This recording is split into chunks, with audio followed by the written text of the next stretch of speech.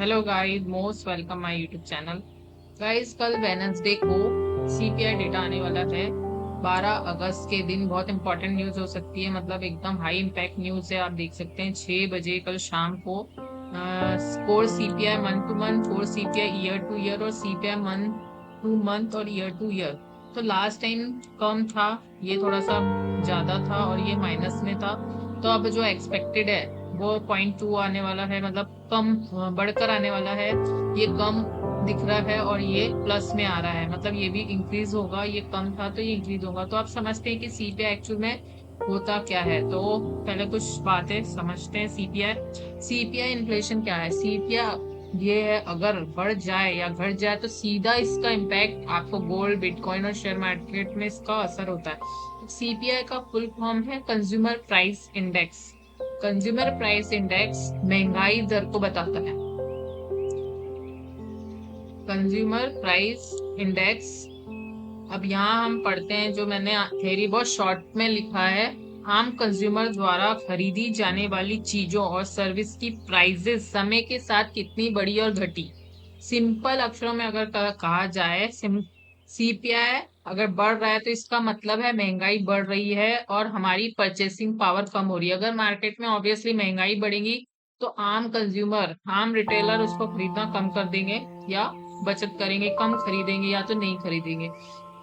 तो ये चीज है। अब इसमें इफेक्ट क्या होता है, इसका इफेक्ट देखिए। गोल्ड में, बिटकॉइन में, शेयर मार्केट का अगर सीपीआई बढ़ता है, शॉर्ट टर्म में प्रेशर आ सकता है, मतलब डाउनफॉल दिख सकता है। लेकिन इन्फ्लेशन हेज के कारण इसको यहाँ पे सपोर्ट भी मिल सकता है। वहीं पे बिटकॉइन में इसका नेगेटिव असर जब होगा जब इंटरेस्ट रेट हाइयर होने की उम्मीद हो, और शेयर मार्केट में तो ऑब्वियसली नेगेटिव होगा क्योंकि रेट बढ़ने की चिंता हो सकती है। अगर सीपीआई डेटा घट के आता है, पहले से अभी घट के आता है, तो इंटरेस्ट रेट एक्सपेक्टेशन के कारण गोल्ड को सपोर्ट मिल सकता है।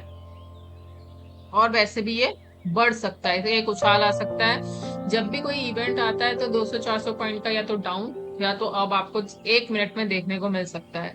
तो generally positive liquidity risk appetite बढ़ सकती है बिटकॉइन में, और शेयर मार्केट में ये प्राइस बढ़ सकता है। अगर सीपीआई बहुत ज्यादा सरप्राइज कुछ भी दे दे तो ये वॉलेटिलिटी अप डाउन दोनों तरफ मूव कर सकता है। तो इस दिन इवेंट के वक्त 15 मिनट एटलीस्ट मार्केट से देखना चाहिए। तो ये था गाइस कि इसका इफेक्ट सबसे ज्यादा हमारे गोल्ड पे कब पड़ता है। या तो स्टेबल रह सकता है या तो अप डाउन बहुत ज्यादा वॉलेटिलिटी कर सकता है, दोनों तरफ मूव दे सकता है। इंपॉर्टेंट बात ये है। अब चलिए लास्ट टाइम जो हुआ था हम अपने चार्ट पे देखते हैं कि लास्ट टाइम क्या हुआ था। लास्ट टाइम का डेटा है, सीपीआई कम आया था, तो आप यहाँ पे देख सकते हैं ये था 14 जुलाई का डेटा। सडन 1 मिनट में कितना बड़ा स्पाइक मिला। तो इसको अगर मैं मेजर करूं तो 1 मिनट में जो ये डेटा था 740 पिप्स का उछाल आया, मतलब रेट कम हुआ। जैसे कि आप यहाँ पे देख सकते हैं, लास्ट टाइम का जो रेट था ये वाले में देखिए 0 था। अगर हम इसको ओपन करते हैं, ये देखिए 0.2 जुलाई का फोरकास्ट इतना था, फोरकास्ट से कम आया, मतलब 0 आया। तो सडन मार्केट में स्पाइक बढ़ गया।